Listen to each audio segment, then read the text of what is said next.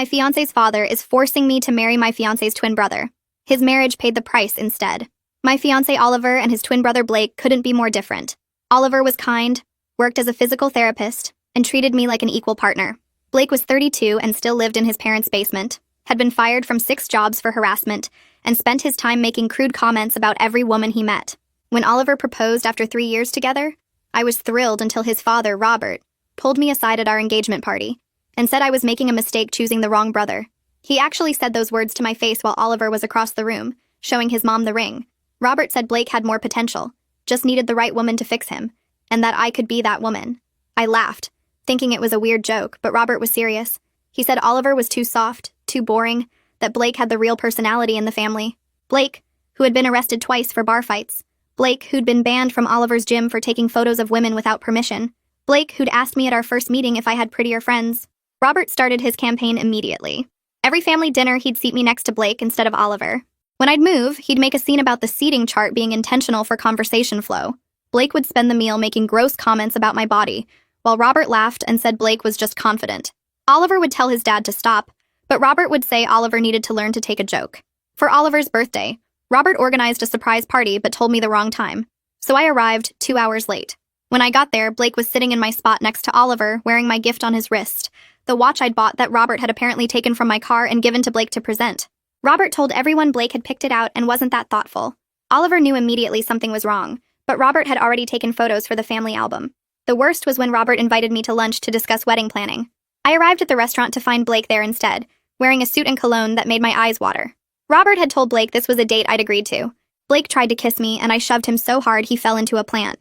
Robert showed up an hour later, claiming traffic, and acted shocked that Blake had misunderstood the situation. But I'd seen his car in the parking lot the whole time. He'd been watching from across the street. Robert started telling family members that I seemed conflicted about which brother to marry. Oliver's aunt called him concerned because Robert said I'd been spending time with Blake. Oliver's grandmother asked why I was leading both brothers on. Robert had been poisoning the entire family against me while pushing Blake to pursue me aggressively. Blake started showing up at my work with flowers, telling my coworkers he was my boyfriend. Security had to remove him 3 times. Robert called my boss to apologize for the misunderstanding and said Blake was just confused about which twin I was marrying. My boss asked me if I was really marrying into this insane family. Oliver confronted Robert, but he denied everything. Said Blake was acting on his own feelings, and couldn't help that he'd fallen for me. He said maybe it was a sign I'd chosen wrong. He actually suggested Oliver should step aside for his brother's happiness. Oliver told him to go to hell, and Robert said that proved Oliver didn't really love me if he wouldn't consider what was best for everyone. 2 weeks before the wedding, Robert made his biggest move. He called our venue and changed the groom's name on all the paperwork to Blake. He contacted the officiant and said there'd been a mix-up with the twins' names. He even reprinted programs with Blake's name. He planned to create enough confusion on the wedding day that I'd somehow accidentally marry Blake. He didn't know I'd put passwords on all our vendor accounts after the birthday watch incident. Everyone called me immediately about the changes. That's when Oliver and I decided to give Robert exactly what he deserved. We kept the changes. Let Robert think his plan was working. We even had Blake fitted for a tuxedo identical to Oliver's. Robert was practically glowing, thinking he'd orchestrated the perfect switch. The rehearsal dinner came. Robert stood up to give a speech about how love finds a way, and sometimes we need to be pushed toward our true destiny. He kept looking at Blake and winking. He talked about how the right brother would make me happy, and how glad he was I'd finally seen the light. Blake sat there smirking, thinking tomorrow he'd be the groom. That's when Oliver stood up and announced we had something to share. He said we knew about Robert's attempts to switch the brothers. We knew about the vendor calls, the paperwork changes, all of it. Oliver pulled out printed emails from every vendor confirming Robert's interference. Then I stood up and said, since Robert loved Blake so much and thought he was such a catch, we had a surprise. Requested Reads is on Spotify now. Check out link in the description or comments. I pulled Oliver's hand and we stood together in front of the whole room. My voice came out stronger than I expected when I said we had a surprise for everyone tonight. Robert sat there with this satisfied smirk on his face, probably thinking I was about to announce I'd realized Blake was the better choice. Blake leaned back in his chair, looking smug and confident. I took a breath and said that since Robert loved Blake so much and thought he was such a prize, we'd arranged something special. Blake would be getting married tomorrow after all, just not to me. We'd hired someone to play his perfect match, and she'd be arriving any minute to sweep him off his feet using the same manipulation tactics Robert had used on me for the past year. The room went dead silent. You could have heard a pin drop on the carpet. Robert's face changed colors, going from smug to confused to pale white in about 3 seconds. His mouth opened, but nothing came out. Blake still looked confused, his brain clearly not catching up to what I just said. He glanced between me and Robert like he was waiting for someone to explain the joke. Oliver squeezed my hand so hard I felt my bones shift, and then he pulled out this thick folder from under his chair. His hands shook a little as he opened it, but his voice stayed calm and steady. He started reading out loud from the first email, the one from our venue coordinator asking to confirm the name change from Oliver to Blake. Then he read from the florist, who'd received a call from someone claiming to be the groom saying there'd been a mix-up with the twin brothers' names. Then the caterer, then the photographer, then the DJ. Every single vendor we'd hired had received calls from Robert trying to switch the groom's name. Oliver's voice got a little rougher as he read the email from the officiant, where Robert had actually said there'd been a terrible mistake and his son Blake was the real groom, not Oliver. Some people at the table started whispering to each other. A few gasped. Robert finally found his voice and stood up, his chair scraping loud against the floor. He held up his hands and said this was all a misunderstanding, that Oliver was taking things out of context. He said he'd just been trying to help coordinate the wedding and got confused about some details. Gareth stood up from his table near the back. He's Oliver's best friend since college, and he'd been in on our plan from the start. He held up his phone and said he had something everyone needed to hear. He pressed play and Robert's voice came through the speaker. Clear as day. The message was from 3 weeks ago. Robert's voice said that Gareth needed to talk some sense into Oliver, about stepping aside for his brother's happiness. He said Blake had real feelings for me, and Oliver was being selfish by not considering what was best for everyone. He actually said that Blake deserved a chance at love, and Oliver should be the bigger person and let me go. The recording played for the whole room to hear. When it ended, people started talking all at once. Some were shocked, some were angry, some looked disgusted. Oliver's grandmother put her hand over her mouth. His uncle shook his head. Blake finally seemed to understand what was happening. His face went red and he jumped up so fast his chair fell backward. A wine glass on his table tipped over and shattered on the floor, red wine spreading across the white tablecloth like blood. He started yelling at Robert, asking why he'd made him look like an idiot in front of everyone. He said Robert had promised him this would work, that I'd end up with him instead of Oliver. He completely missed the point that his own behavior, all the stalking and harassment and showing up at my work, was the real problem. He just cared that he'd been embarrassed. I looked over at Oliver's mother. She sat frozen at her table like someone had turned her to stone. Her face was blank, but her hands were moving, folding and refolding her napkin over and over again. I watched her carefully, trying to figure out which way she'd go. Would she defend her husband, or would she finally admit what he'd done was wrong? She wouldn't look at anyone. Her eyes stayed down on that napkin while her hands kept moving in this repetitive, nervous pattern. My parents stood up from their table and walked over to stand behind Oliver and me. My mom put her hand on my shoulder. My dad walked around and put his hand on Oliver's other shoulder, the one I wasn't holding. My brother and sister came too, forming this wall of support behind us. My dad looked directly at Robert and said what he'd done was unforgivable. He said it was sick to try to manipulate someone's wedding like that, to try to force his son's fiancé toward his other son. He said Robert should be ashamed of himself. My throat felt tight and hot with gratitude for my family. Robert's face turned bright red. He stood up and pointed his finger right at me. His voice got loud and angry as he shouted that I was the problem here. He said I'd led Blake on, that I'd been spending time with Blake and giving him mixed signals. He said I was tearing his family apart with lies and manipulation. His face got redder and redder. Spit actually flew from his mouth when he yelled. I saw Oliver's aunt lean back in her chair, physically moving away from Robert like his anger was something she could dodge. Other family members looked uncomfortable or horrified. Oliver's aunt stood up and held out her hand. She said she wanted to see those emails herself. Oliver walked over and handed her the whole folder. She sat back down and started reading through them, flipping page after page. Her hand came up to cover her mouth as she read. When she finished, she looked at Robert with pure disgust on her face. She said she was ashamed to be related to him. She said what he'd done was disturbing and cruel, and that she couldn't believe he'd tried something so manipulative. The room dissolved into chaos. People started arguing with each other. Some of Robert's friends and his brother said we were overreacting, that family problems should stay private. Others demanded to know how Robert could do something so messed up to his own son. Voices got louder. Someone's aunt started crying. Oliver's cousin yelled at Robert's brother for defending him. Oliver took my hand and we started walking toward the exit. My family and Gareth followed us. Behind us, Robert's voice rose above the others, still trying to justify what he'd done, still claiming he just wanted what was best for everyone. We walked out of that restaurant and left him there, still talking, still making excuses, still refusing to admit what he'd really done. Back at our apartment that night, Oliver collapsed onto the couch and put his face in his hands. His shoulders started shaking, and I realized he was crying. Not just crying, but sobbing in a way that scared me because I'd never seen him like this.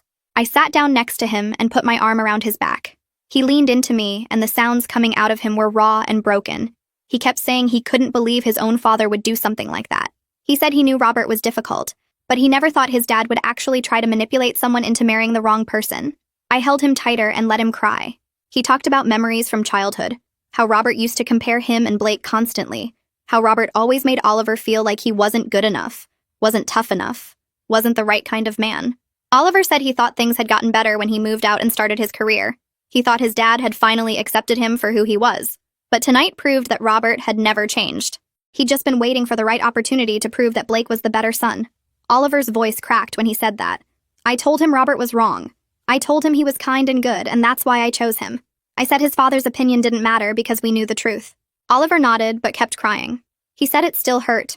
He said even though he knew Robert was manipulative and cruel, some part of him had hoped his dad would be happy for him, that his dad would support his marriage and be proud of him. Instead, Robert had spent months trying to sabotage everything.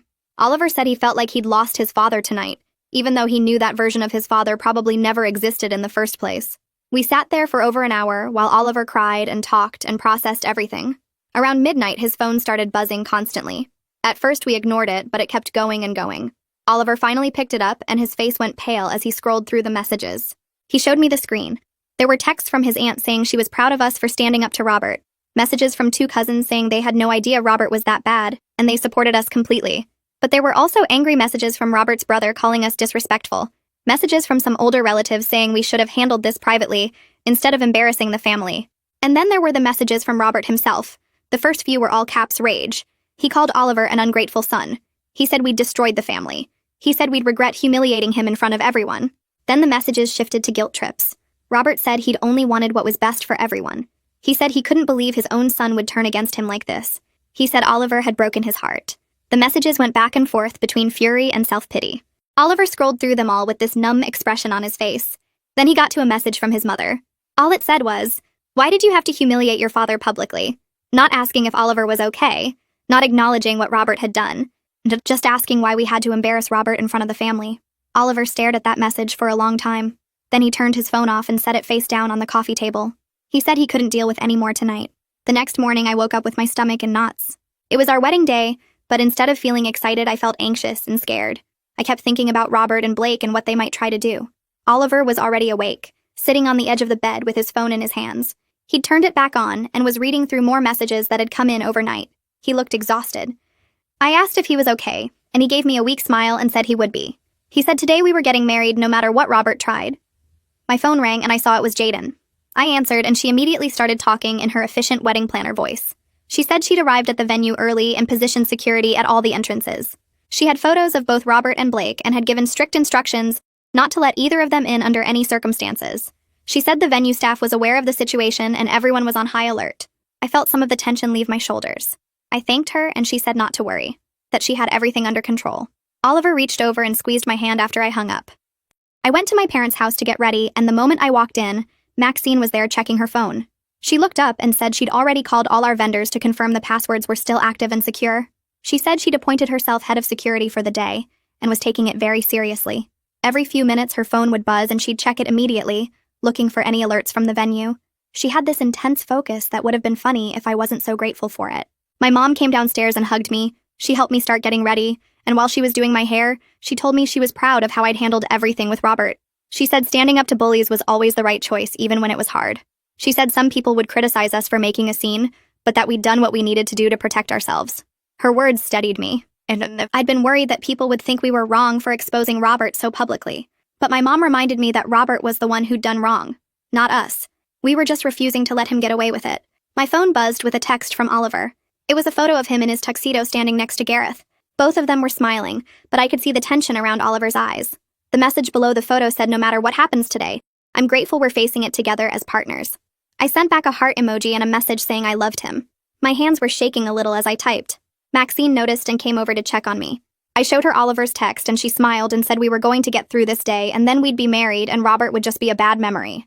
I wanted to believe her, but I couldn't shake the feeling that something else was going to go wrong. Jaden called again about an hour later. Her voice was tight when she told me Robert had tried to enter the venue. He'd shown up claiming he had a right to see his son get married. Security had turned him away per our instructions, but he'd made a huge scene in the parking lot. He'd yelled and threatened to call the police himself. Jaden said she'd already filed a report with local police just in case he came back. She said he'd finally left, but she was keeping extra security posted at all entrances. My stomach dropped. I'd known Robert might try something, but hearing that he'd actually shown up made everything feel more real and scary. Oliver called me right after and said he'd heard about his dad. His voice sounded strained but steady. He said we were doing the right thing keeping Robert out. He said he was sorry I had to deal with this on our wedding day. 30 minutes after Robert left, Blake showed up. Jaden called to tell me, and I could hear the frustration in her voice. She said Blake was drunk at 11 in the morning. He'd tried to force his way past security, claiming he was the actual groom. He'd been yelling and stumbling and making a scene. Security had escorted him off the property, and Jaden had banned him from returning. She said if he came back, she'd have him arrested for trespassing. Part of me felt safer knowing both Robert and Blake had been turned away. But another part of me felt sad that Oliver's family had fallen apart like this. That his father and brother were so messed up they were trying to ruin our wedding day. I looked at Maxine and my mom and felt grateful I had people who actually cared about me and wanted me to be happy. When my bridesmaids and I finally got in the limo to head to the venue, I was a mess of nerves. We pulled into the parking lot and I immediately saw Oliver's mother's car. My stomach dropped so fast I felt dizzy. I grabbed Maxine's arm and pointed at the car. Maxine's face went hard and determined. She said she'd go in first to check things out and that I should wait in the limo. I nodded because I didn't trust myself to speak. I sat there with my bridesmaids while Maxine went inside. The minutes felt like hours. I kept staring at the venue entrance, wondering what was happening. Wondering if Oliver's mother was here to support us, or if she was going to cause more problems.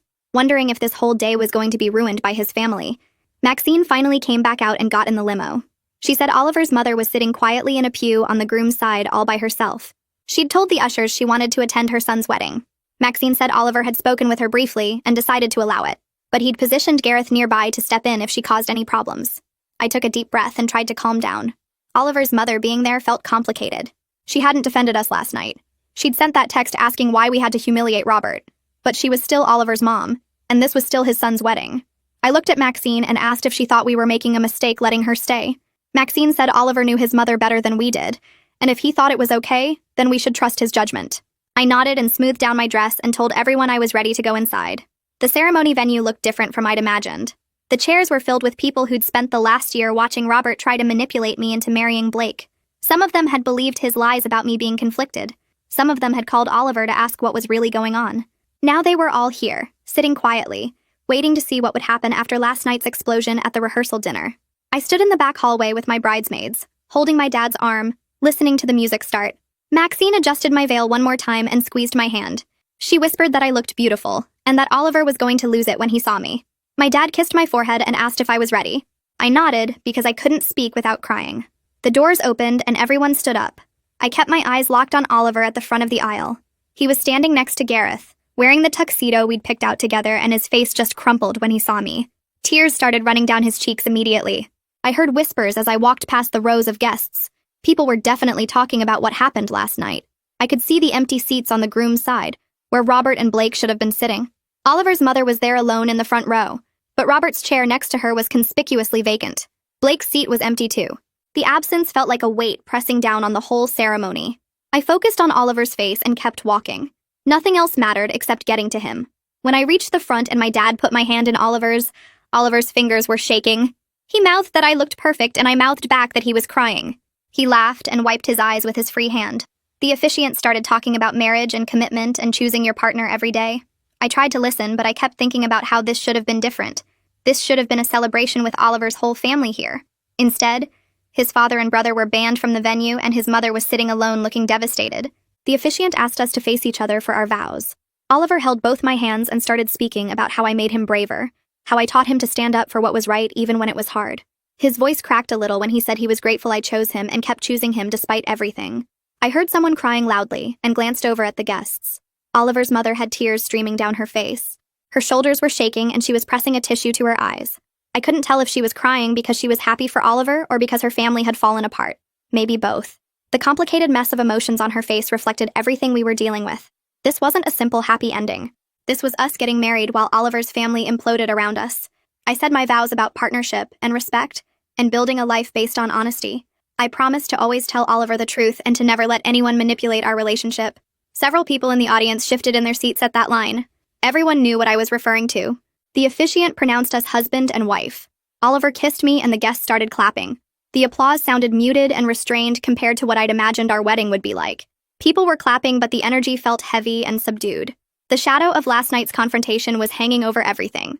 We walked back down the aisle together as husband and wife. I saw Oliver's aunt dabbing her eyes and smiling at us. I saw Oliver's cousin giving us a thumbs up. I also saw 3 empty chairs where other relatives had apparently decided not to come after what happened at the rehearsal dinner. The family division was already visible. The reception hall was decorated exactly how we'd planned. White flowers everywhere, candles on every table, soft music playing. It should have felt magical, but instead it felt tense. Oliver and I stood by the entrance greeting guests as they came in. Several of Oliver's relatives approached us immediately. His aunt hugged us both and said she was ashamed of Robert's behavior. She said what he did was sick and wrong, and she supported us completely. Oliver's cousin apologized for not speaking up sooner about the weird things Robert had been saying. He said he should have called Oliver months ago when Robert started talking about me being confused about which brother to marry. 3 more relatives came over to express similar sentiments. They were sorry. They supported us. They thought Robert's manipulation was disturbing, but other relatives avoided us entirely. Oliver's uncle walked past us without making eye contact and went straight to the bar. 2 of Robert's friends left immediately after the ceremony without even coming to the reception. Oliver's grandmother sat at a far table and wouldn't look at us. The family division was painfully obvious in who approached us and who didn't, who sat where and who talked to whom. Oliver kept his arm around my waist the whole time, but I could feel the tension in his body. We sat down for dinner, and I watched Oliver's mother across the room. She was sitting alone at a table, picking at her food, not talking to anyone. She looked small and sad and lost. Halfway through the meal, she stood up and walked over to our table. My stomach clenched. Oliver stood up when she approached. She asked if she could talk to him privately for a minute. Oliver looked at me and I nodded. They walked a few feet away and I watched them talk. Oliver's mother was crying again. She kept touching Oliver's arm and he kept nodding. They talked for maybe 5 minutes before Oliver hugged her. When he came back to the table, he told me she apologized. She said she was sorry for not defending him sooner. She said she knew Robert's behavior toward me was wrong, but she didn't want to believe her husband was capable of that level of manipulation. She said she should have protected Oliver from his father's toxicity. Oliver's voice was quiet when he told me this. He said her apology felt genuine but incomplete. She didn't acknowledge her own role in enabling Robert. She didn't admit that she'd sent him that text last night asking why we had to humiliate Robert. She was sorry, but she was still making excuses. I squeezed Oliver's hand under the table. My dad stood up to give his toast. He talked about how proud he was of me and how much he liked Oliver. He said the most important thing in a marriage was choosing a partner who respects your boundaries and builds you up rather than tears you down. He said manipulation and control have no place in real love. Several people glanced at Oliver's mother when he said that. She stared down at her plate and didn't look up. My dad raised his glass and everyone drank. The toast was perfect but also pointed. Everyone knew what he was really talking about. Gareth stood up next for his best man speech. He started with a funny story about Oliver in college. Something about Oliver staying up all night to help a classmate study for an exam, even though Oliver had his own exam the next morning. He talked about how Oliver was the most genuinely kind person he'd ever met. How Oliver treated everyone with respect and dignity.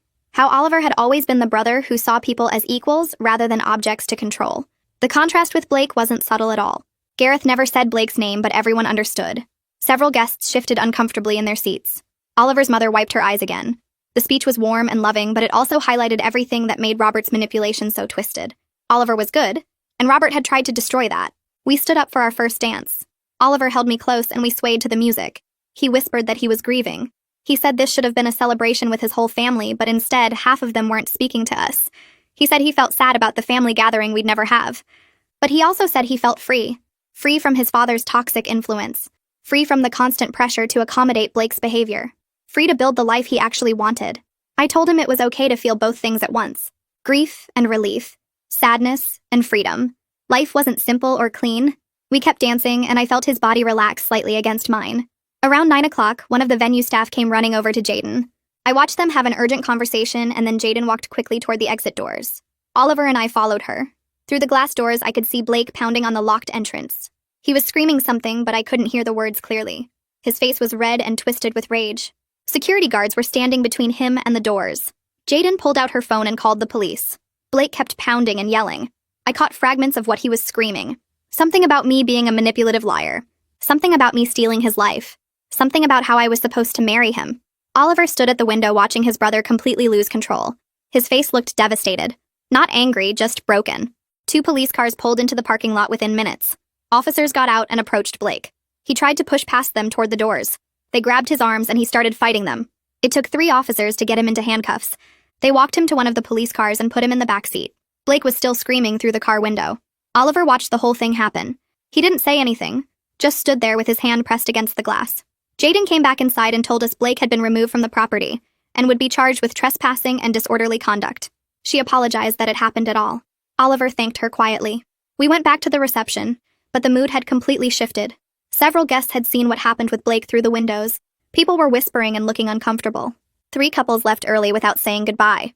Oliver's grandmother left immediately after Blake was arrested. 2 of Oliver's cousins made quick excuses and departed. The reception that was supposed to go until midnight ended around 10. People were tired and upset and ready to leave. Oliver and I stood by the door thanking people as they left. Most people hugged us and wished us well. A few just nodded awkwardly and hurried out. By 10:30, only my immediate family and Gareth and Maxine were left. We all stood around for a few minutes, not knowing what to say. Finally, my mom hugged us both and said she loved us and was proud of us. Everyone else said their goodbyes and left. Oliver and I got in the car to drive to our hotel. We sat in silence for the first few minutes. I felt completely drained. This was supposed to be the happiest day of our lives, but instead, it felt like we'd survived a battle. Oliver reached over and took my hand. He said he loved me. I said I loved him too. At the hotel, we went straight up to our room. We'd booked a fancy suite with champagne and rose petals, but neither of us had the energy to appreciate it. We just changed into comfortable clothes and sat on the bed. Oliver put his head on my shoulder and I put my arms around him. We sat like that for a long time, not talking, just holding each other. Our wedding night was quiet and subdued. We were married, which was what mattered. But we were also exhausted and emotionally destroyed. We fell asleep early, wrapped around each other, processing everything that had happened. The next morning, we flew to Colorado for our honeymoon. Oliver had booked a cabin in the mountains, remote and quiet, surrounded by pine trees and hiking trails. We drove up a winding road for an hour after landing, watching the elevation climb and the air get colder. The cabin was small but perfect, with a stone fireplace and huge windows overlooking the valley below. We unpacked our bags and stood on the deck looking at the view. Neither of us said anything for a few minutes. The silence felt good after all the noise and chaos of the wedding. Oliver put his arm around me and I leaned into him. We needed this space away from everything. That first night, we sat by the fire and talked about what came next. Oliver said we should limit contact with his family for a while. At least 3 months, maybe longer. Everyone needed time to process what happened at the rehearsal dinner and the wedding. His mom needed space to figure out her relationship with Robert. Blake needed to deal with his own issues without dragging us into them. Robert needed to face what he'd done without us there to blame. I agreed completely. We couldn't start our marriage while constantly managing his family's drama. Oliver looked relieved when I said yes. I think he was worried I'd want to fix things right away or force some kind of reconciliation. But I was done being manipulated, done being the target of Robert's sick schemes, done pretending Blake's behavior was acceptable. We made a pact that night. No family visits, no big gatherings, no pressure to smooth things over or make peace. Just us, building our life together without interference. Oliver's phone started buzzing the next morning. He looked at the screen and his face went tight. 7 missed calls from Robert. 12 voicemails. Oliver put the phone down without listening to them. It kept buzzing throughout breakfast. More calls, more voicemails. By noon, there were 15 messages waiting. Oliver finally picked up his phone and played the first one on speaker. Robert's voice filled the cabin, loud and angry. He was shouting about how we'd destroyed the family, how we'd humiliated him in front of everyone, how Oliver was a terrible son who'd chosen a manipulative woman over his own father. The message cut off after a minute. Oliver played the next one. This time, Robert sounded different. Sad. Almost crying. He said his heart was broken, that he'd only wanted what was best for everyone, that we'd ruined Blake's life and his marriage. He begged Oliver to call him back so they could talk like adults. The third message was angry again. Robert called me names I won't repeat, said Oliver was weak and pathetic for letting me control him, threatened to cut Oliver out of his will. The messages went on like that, back and forth between rage and self-pity, blaming us for everything, claiming he was the victim, never once taking responsibility for what he'd actually done. Oliver listened to all 15 messages without saying a word. His jaw was clenched and his hands were shaking by the end. When the last one finished, he opened his phone settings and blocked Robert's number. He didn't hesitate, just blocked him and put the phone away. We spent the rest of the week hiking and cooking meals together. Oliver's phone stayed mostly silent after he blocked Robert. A few texts from his mom that he didn't answer. One call from Blake that went to voicemail. Otherwise, it was peaceful. We talked about our future, where we wanted to live long-term, whether we wanted kids, what kind of traditions we wanted to build together, normal couple stuff that felt impossible when Robert was constantly interfering. On our last day in the mountains, Oliver said he felt lighter, like a weight had been lifted. Blocking his father felt scary but also right. He said he'd spent years trying to manage Robert's behavior, trying to keep peace, trying to protect me while not completely destroying his family. But Robert had made his choice when he tried to sabotage our wedding. Some things couldn't be forgiven or forgotten. We flew home a week after we'd left. The apartment felt different when we walked in. Still ours, but we were different now. Married, united against whatever came next. The answering machine was blinking with messages. Oliver played them while unpacking. His aunt had called twice asking us to call her back. His cousin left a message saying she needed to talk to us about something important. Oliver's uncle, Robert's brother, had called demanding an explanation for our behavior at the rehearsal dinner. Oliver's grandmother left a message saying she was very disappointed in both of us. The last message was from a family friend we barely knew, asking if what she'd heard about the wedding was true. Oliver deleted all the messages and sat down on the couch looking exhausted. I made coffee and sat next to him. We both knew what was happening. Robert was spinning his own version of events, telling people his side of the story, making himself look like the victim. Oliver called his aunt first. She answered on the second ring and immediately asked if we were okay. She said Robert had been calling family members all week, telling them we'd attacked him at the rehearsal dinner for no reason, that we'd embarrassed him publicly because we didn't like him, that he'd tried to help plan our wedding and we'd turned on him. She said several relatives who hadn't been at the rehearsal dinner were calling her asking what really happened. She told them she'd been there and seen everything, but they wanted to hear from us directly. Oliver thanked her and said he'd handle it. He hung up and looked at me. We needed to tell our side before Robert poisoned everyone against us. That night, Oliver sat at his laptop and started writing. He wrote for 3 hours straight, barely stopping. I read over his shoulder as he typed. He explained everything Robert had done, the seating arrangements at family dinners, the birthday watch incident, the fake lunch date with Blake, the vendor interference, the changed paperwork, all of it laid out in detail with dates and examples. He attached the vendor emails we'd printed for the rehearsal dinner. Screenshots of Robert's text messages pushing Blake toward me, photos of Blake at my workplace that security had documented, everything we had to prove what Robert had done. At the bottom, Oliver wrote that he wasn't asking anyone to choose sides. He just wanted people to know the truth before making judgments. He said we needed space and wouldn't be attending family events for a while. He asked that people respect our boundaries and stop pressuring us to reconcile with Robert before Robert took responsibility for his actions. Oliver read it through twice, then hit send to his entire extended family email list. 43 people got that email. His grandparents, aunts, uncles, cousins, family friends, everyone. We went to bed not knowing how people would react. The responses started coming in the next morning. Oliver's aunt replied first saying she was proud of him for standing up to Robert. She said she was cutting contact with Robert until he got help for whatever was wrong with him. Oliver's two cousins sent similar messages. They'd witnessed enough of Robert's behavior over the years to believe everything Oliver wrote. They said they were on our side completely, but other responses weren't as supportive. Robert's brother sent a long, angry email defending Robert and saying we'd clearly misunderstood innocent attempts to help. He said family should forgive and move on, that airing dirty laundry publicly was shameful. Several of Oliver's older relatives sent shorter versions of the same message. They thought we'd overreacted. They said Robert might have made mistakes, but he meant well. They urged us to apologize and make peace. Oliver's mother sent a message that was careful and neutral. She said she loved Oliver and wanted him to be happy. She said she believed us about what Robert did, but she was still processing everything. She needed time to figure out her own path forward. She didn't take a clear side either way. Oliver read all the responses out loud to me. The family was splitting exactly like we'd expected. Some people firmly supported us. Others defended Robert. And some, like his mother, were trying to stay neutral and maintain relationships with everyone. Oliver looked sad but not surprised. He said this was probably how it would be from now on. Some family members at holidays and events, others absent. Awkward phone calls and uncomfortable decisions about who to invite to what. The price of standing up to Robert was a fractured family. 3 weeks later, Oliver got a call from his supportive cousin. Blake had been arrested the night before. Drunk and disorderly conduct at a bar downtown. The police report said he'd been ranting about his brother stealing his fiancé. He'd gotten into a fight with another patron who told him to shut up. Blake had shoved the guy into a table and security called the cops. Oliver listened to his cousin explain what happened. His face looked tired and sad. He thanked her for telling him and hung up. He sat quietly for a minute, then told me about Blake's arrest. I asked how he felt about it. Oliver said he felt sad, but not surprised. Blake's life had been on this path for years. The arrest was just another step in the same direction. He said part of him wanted to help Blake, but he knew that would just enable more bad behavior. Blake needed to face consequences for once instead of having family bail him out. I was dealing with my own stuff. The year of manipulation and boundary violations had messed me up more than I wanted to admit. I kept having dreams about Robert watching me from parking lots, about Blake showing up at my work, about the restaurant where Blake tried to kiss me. I'd wake up anxious and it would take hours to shake the feeling. I finally made an appointment with a therapist, a woman named Dr. Smith who specialized in family trauma. I went to my first session not sure what to say. She asked me to describe what happened and I started talking. Once I started, I couldn't stop. I told her everything. The engagement party, the seating charts, the birthday watch, the vendor interference, the rehearsal dinner confrontation. All of it came pouring out. Dr. Smith listened without interrupting. When I finished, she was quiet for a moment. Then she said what Robert did was psychological abuse.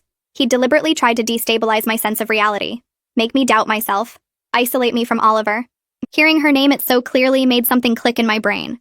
I wasn't crazy for being so affected by what happened. It was actual abuse, intentional and calculated. Dr. Smith said my anxiety and dreams were normal responses to sustained manipulation. We'd work on processing what happened and rebuilding my sense of safety. She asked if Oliver would be willing to come to some sessions together. I said I'd ask him. Oliver agreed immediately when I brought it up. He said he wanted to work on building our life together separate from his toxic family. We started going to couples counseling with Dr. Smith every other week. She helped us talk about what family meant to us now, what boundaries we needed, how to support each other when his family tried to push back against those boundaries. Dr. Smith said we got to define family for ourselves. It didn't have to include people who refused to respect us or our relationship. Family could be the people we chose, not just the people we were born to.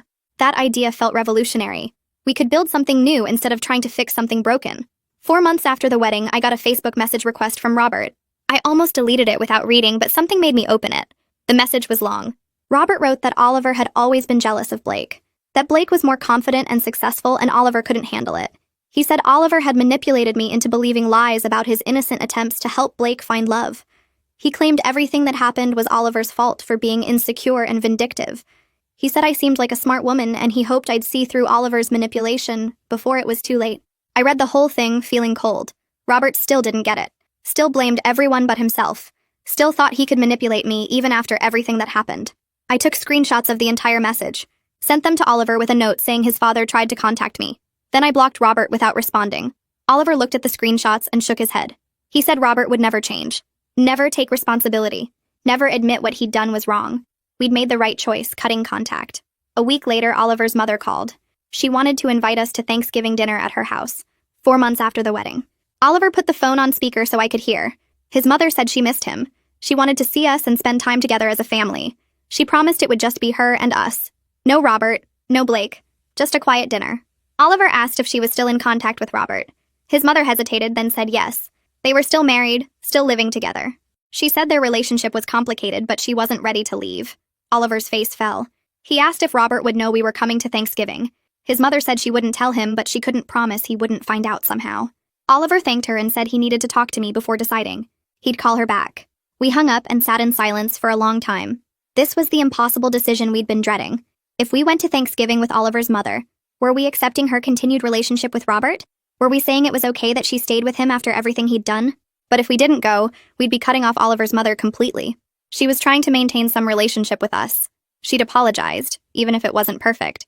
She was in a hard position, too. Oliver said he didn't know what to do. He wanted to see his mother, but he didn't want to reward her for staying with Robert. He didn't want to sit at Thanksgiving dinner knowing she'd go home to the man who'd tried to destroy our relationship. I said I'd support whatever he decided. This was his mother, his family, his choice. We talked about it for hours that night. The pros and cons. The boundaries we'd need if we went. The message we'd send either way. We went back and forth, neither of us sure what the right answer was. The decision felt impossible. In the end, Oliver and I decided not to go to his mother's house for Thanksgiving. The decision took us 3 days of talking it through, weighing what we owed her against what we owed ourselves. Oliver called her back and told her we appreciated the invitation, but we needed more time. His voice shook when he said it. I could hear his mother crying through the phone even though it wasn't on speaker. She said she understood, but asked if Oliver could at least call her on Thanksgiving Day. He promised he would. We spent the holiday at my parents' house instead, surrounded by my siblings and their kids, eating too much pie and watching football. It felt right being there with people who had never tried to manipulate us or push us towards something we didn't want. But it also felt sad knowing Oliver's mother was probably sitting alone in her house while Robert did whatever Robert was doing. Oliver excused himself around 3 in the afternoon and went outside to make the call. I watched him through the kitchen window, pacing back and forth on the driveway with the phone pressed to his ear. He was out there for almost 40 minutes. When he came back and his eyes were red and he went straight to the bathroom. I found him sitting on the edge of the tub with his head in his hands. He told me his mother had cried the whole time, saying she missed him and wished things were different. She said she understood why we were staying away, but it didn't make the loneliness any easier. Oliver had tried to explain that we needed boundaries to protect ourselves, that her choice to stay with Robert made it impossible for us to be around her right now. She had said she knew that, said it wasn't fair to ask us to come back until she figured out what she was doing with her marriage. Then she had thanked him for calling and told him she loved him. Oliver sat there on the bathroom floor and cried for his mother, for the family that used to exist before everything fell apart.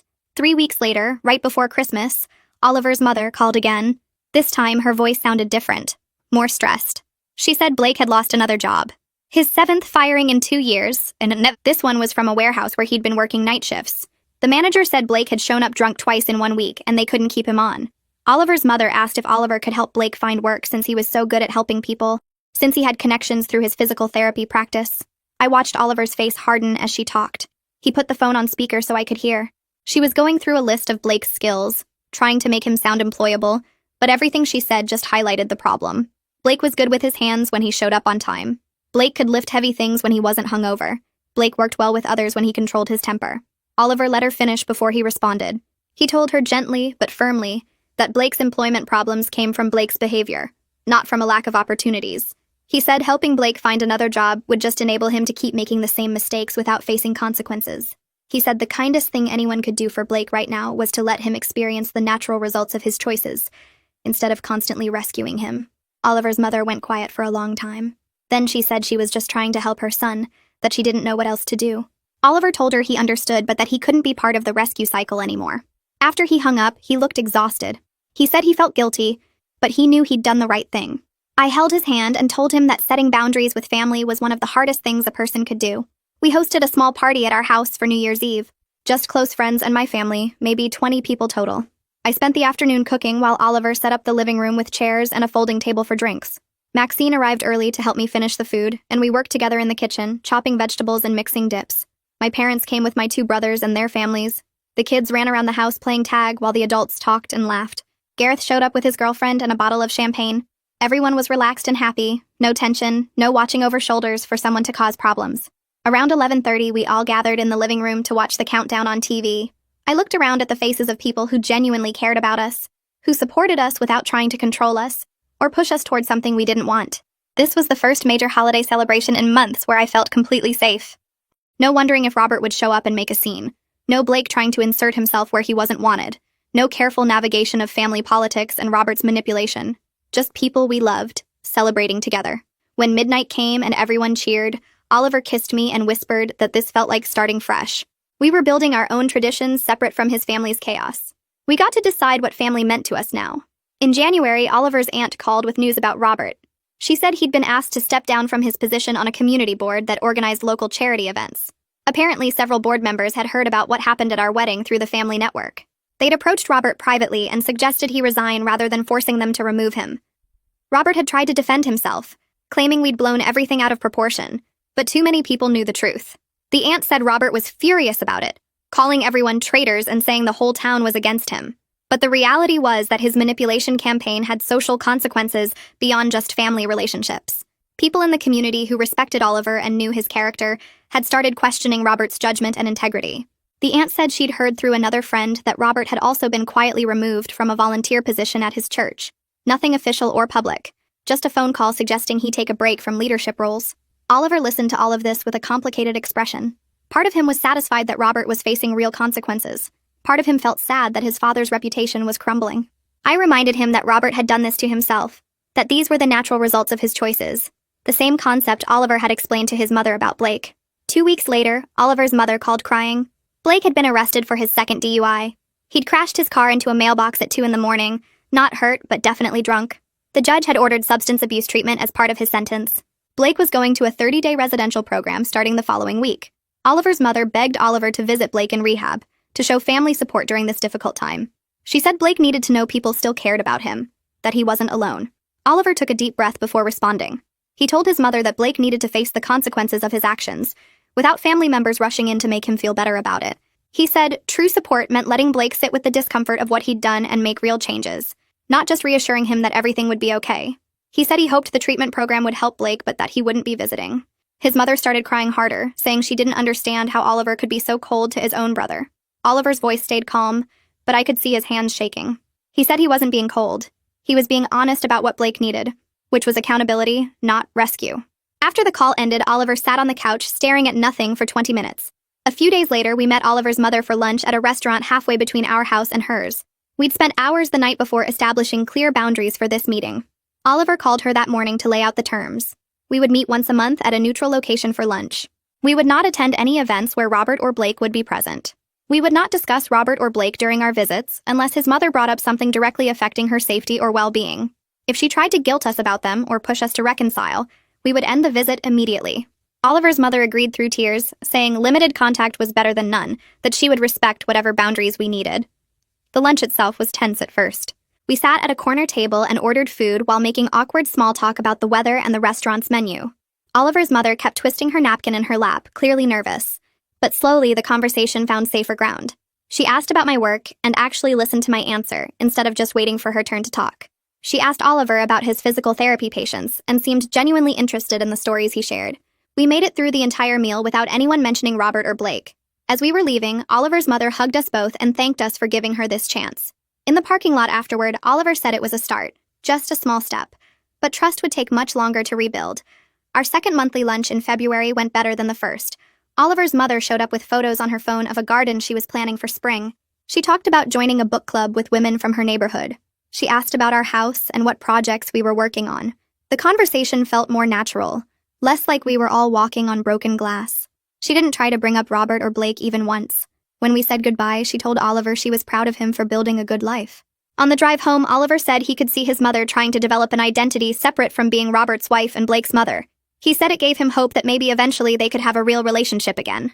That same week, I got a promotion at work. My boss called me into her office and told me they were creating a new senior position and wanted me to fill it. More responsibility, better pay, a small team to manage. I'd been working toward this for 2 years, and it felt amazing to have it actually happen. I called Oliver from my car before driving home, and he answered on the first ring. I told him the news, and he shouted so loud I had to pull the phone away from my ear. That night, he surprised me with reservations at a nice restaurant downtown, just the two of us. We sat at a table by the window, and he toasted to my success with champagne. The simplicity of celebrating an achievement without family drama crashing in felt luxurious. No Robert showing up to make it about Blake, no complicated family dynamics to navigate, just Oliver being genuinely happy for me and us enjoying a quiet dinner together. He told me he was proud of me and that he loved seeing me succeed. We walked home afterward holding hands, talking about what we'd do with the extra money from my raise. In March, Oliver's cousin called with her own good news. She was engaged and planning a wedding for the following fall. She wanted to tell us personally before sending out save the dates. Then she said something that made both Oliver and I exhale in relief. She said Robert and Blake were not invited to her wedding, that she'd witnessed Robert's manipulation firsthand at our rehearsal dinner, and wanted no part of that toxicity at her celebration. She said she'd already told her parents, and they supported the decision. Oliver thanked her for being so clear about her boundaries, and told her we'd be honored to attend. After the call, we looked at each other, and Oliver said it felt good, knowing we weren't the only ones in the family willing to draw lines. His cousin's wedding would be a place where we could actually relax and celebrate without watching our backs. 2 weeks later, Oliver's mother called crying again. Blake had completed his 30-day rehab program and been released the previous Thursday. By Saturday, he'd relapsed, showing up drunk at her house asking for money. She'd refused, and he'd gotten angry, punching a hole in her kitchen wall before leaving. She said she didn't know what to do anymore, that the family was falling apart, and she felt helpless to stop it. Oliver listened to her cry for several minutes before speaking. His voice was compassionate but firm when he reminded her that Robert's manipulation and Blake's behavior had created this situation, not our decision to enforce boundaries. He said Blake's relapse was Blake's choice, and that she couldn't fix him or save him. He said the only person she could control was herself and the boundaries she chose to set. His mother asked what she was supposed to do if Blake showed up drunk again.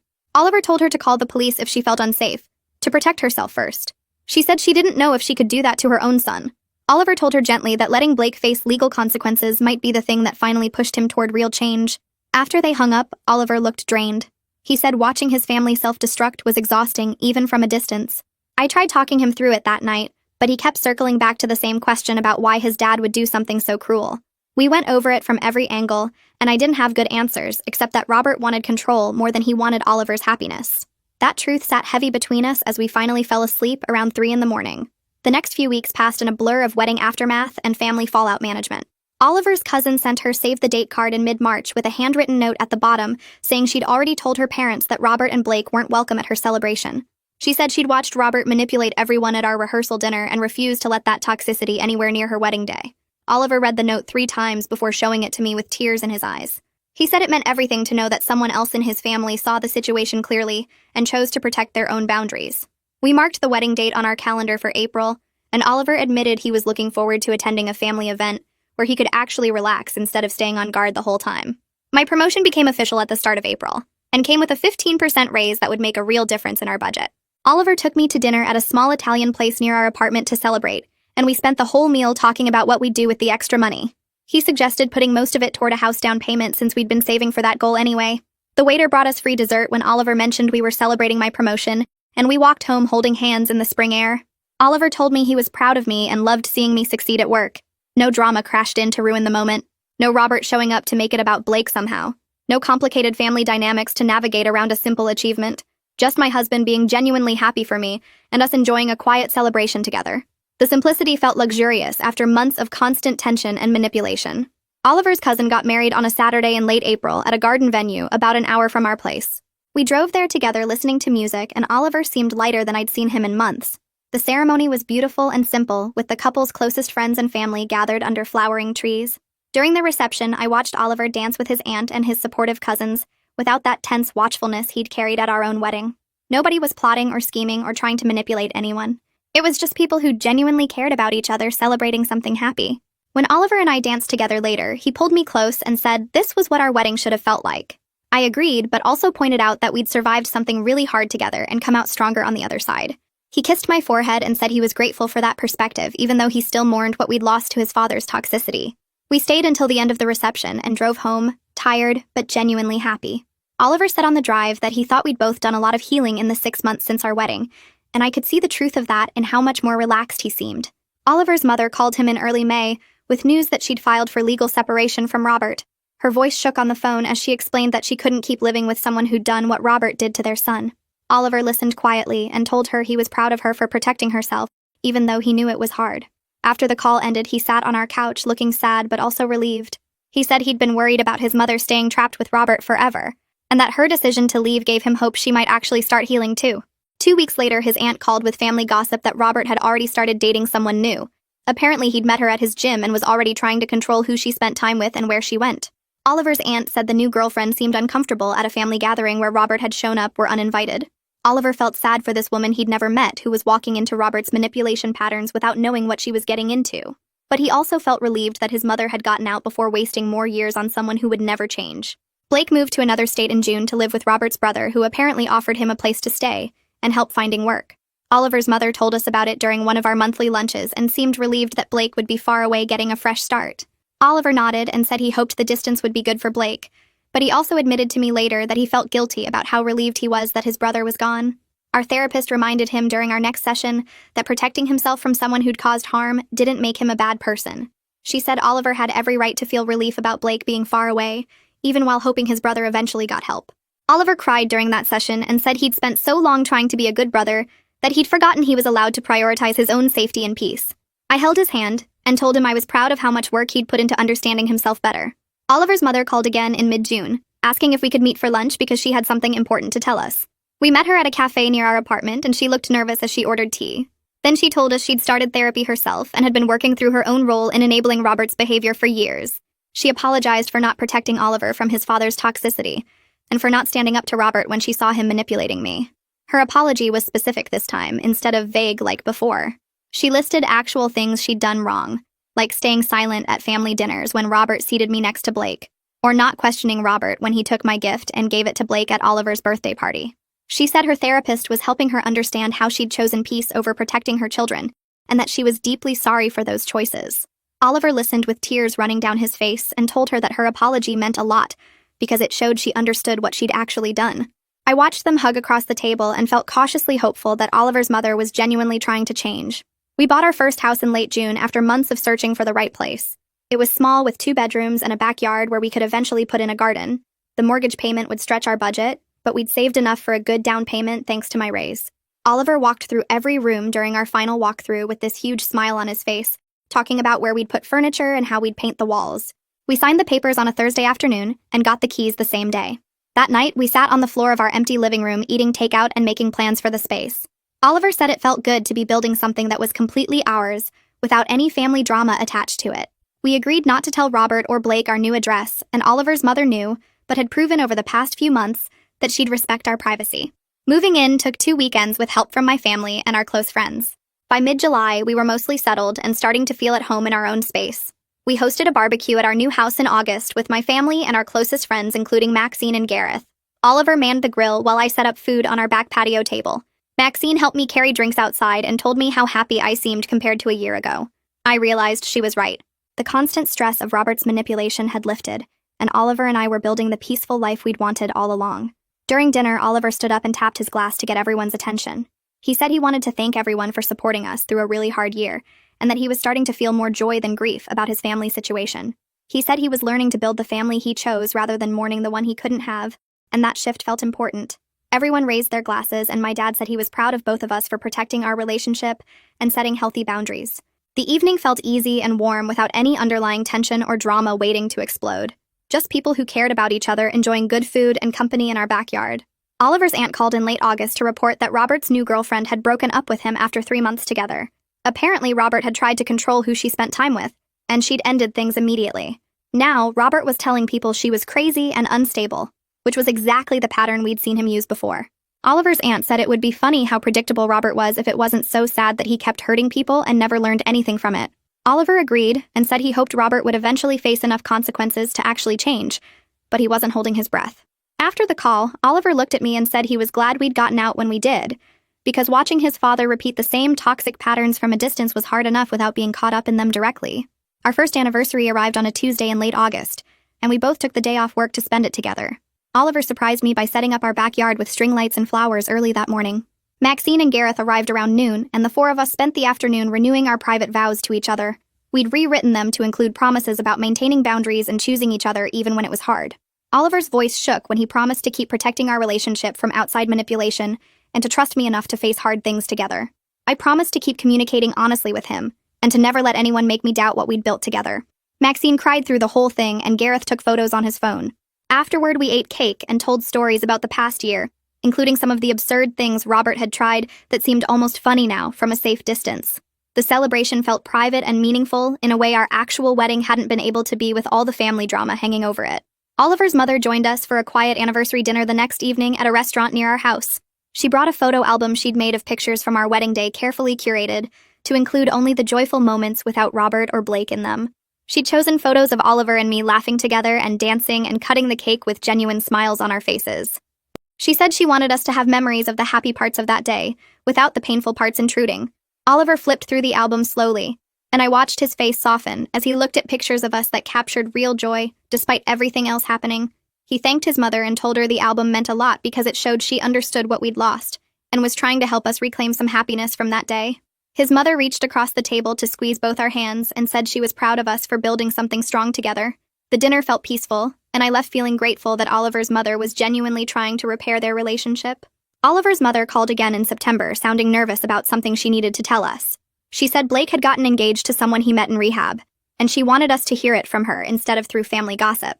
Oliver stayed quiet for a long moment before telling her he wished Blake well, and hoped he'd genuinely changed. His mother asked if we'd want to attend the wedding whenever it happened, and Oliver gently said no, but that he hoped Blake found happiness. After hanging up, Oliver looked at me and said he meant what he told his mother about wishing Blake well. He said he hoped his brother had actually done the work to become a better person, but that he had no plans to put himself back in Blake's orbit to find out. I told him that was a healthy boundary, and that he could wish someone well from a distance, without owing them his presence or energy. I spent 3 days planning the menu and cleaning our house until Oliver made me stop because I was scrubbing the same counter for the 4th time. Thanksgiving morning arrived, and I arranged plates on our dining table while checking the turkey every 15 minutes, even though it had hours left to cook. My mom arrived first with 3 pies and immediately started helping in the kitchen without being asked. My dad and siblings showed up next carrying side dishes and wine, filling our small house with noise and laughter that made my chest feel warm. Oliver's mother came alone, holding a homemade stuffing casserole and looking nervous until my mom hugged her and pulled her into the kitchen. Oliver's aunt arrived with his 2 supportive cousins, the ones who'd cut contact with Robert after reading Oliver's email, and they brought flowers for the table. We squeezed 13 people around a table meant for 8, passing dishes and talking over each other in the best possible way. Nobody mentioned Robert or Blake, even though their absence hung in the air like smoke you could almost see. Oliver's mother laughed at my dad's terrible jokes, and his aunt told embarrassing stories about Oliver as a kid that made him turn red. My sister asked Oliver's cousin about her new job, and they talked for 20 minutes about nothing important. This was what family was supposed to feel like, I realized while watching everyone eat and smile. Safe and warm and uncomplicated. After dinner, we played board games in the living room, and Oliver's mother beat everyone at trivia, cackling when she got the final question right. Later that night, after everyone left, Oliver and I cleaned dishes together in comfortable silence. He told me this was the first Thanksgiving in years where he didn't feel tense waiting for his father to start something. December came fast with early darkness and cold rain that made me want to stay inside under blankets. Oliver and I decorated our house with lights and a small tree, creating traditions that belonged only to us. One evening while we hung ornaments, Oliver stopped and looked at me with this serious expression that made my stomach flip. He said the whole nightmare with his father had been horrible, but it taught him something crucial about prioritizing our partnership over family obligation. He explained that growing up he'd always tried to keep peace and make everyone happy, but watching Robert manipulate me showed him that sometimes you have to choose your spouse over your parents. His voice shook when he said we'd learn to face hard things together instead of avoiding conflict, and that made us stronger than couples who never had to fight for their relationship. I told him I agreed, even though the journey sucked while we were living through it. We hung the last ornament and stood back to look at our tree, just the two of us in our quiet house. Oliver's mother called in mid-December, asking if she could stop by with important news. She arrived looking lighter somehow, less tired around her eyes, and sat on our couch twisting her hands together. She said she'd finalized her divorce from Robert the previous week and signed papers for an apartment 3 miles from our house. Her voice was steady when she explained she wanted to rebuild relationships with family members who'd chosen boundaries over enabling Robert's behavior. She looked directly at me and apologized again for not protecting Oliver sooner, for staying silent when she should have spoken up. Oliver reached over and squeezed his mother's hand, telling her he was proud of her growth even though it came slower than he'd wanted. She asked if she could join us for Christmas and promised to respect whatever boundaries we needed. We said yes, cautiously, knowing trust would take time but willing to give her chances to prove she'd changed. After she left, Oliver admitted he felt hopeful about having his mother back in his life as long as she kept doing her own work. Christmas morning arrived with fresh snow covering our yard in white that looked clean and new. We opened presents with just the two of us first, drinking coffee in our pajamas and laughing at silly gifts. Later, my family came over along with Oliver's mother, his aunt, and the supportive cousins who'd become our chosen family. We cooked together and ate too much and played music too loud. Oliver's mother brought photo albums from his childhood and told stories about him learning to walk and losing his first tooth. She didn't mention Blake or Robert once. That evening after everyone went home, I stood in our living room looking at the mess of wrapping paper and empty plates and felt something settle deep in my chest. We'd gotten exactly what we wanted when we started this journey, a marriage built on honesty and respect and genuine partnership. Robert's manipulation had failed completely because we chose each other and refused to accept anything less than real love. The path had been harder than I'd expected on that day Oliver proposed 3 years ago, but standing in our home surrounded by evidence of the family we'd built, I knew we were happier and stronger for having fought for what we deserved.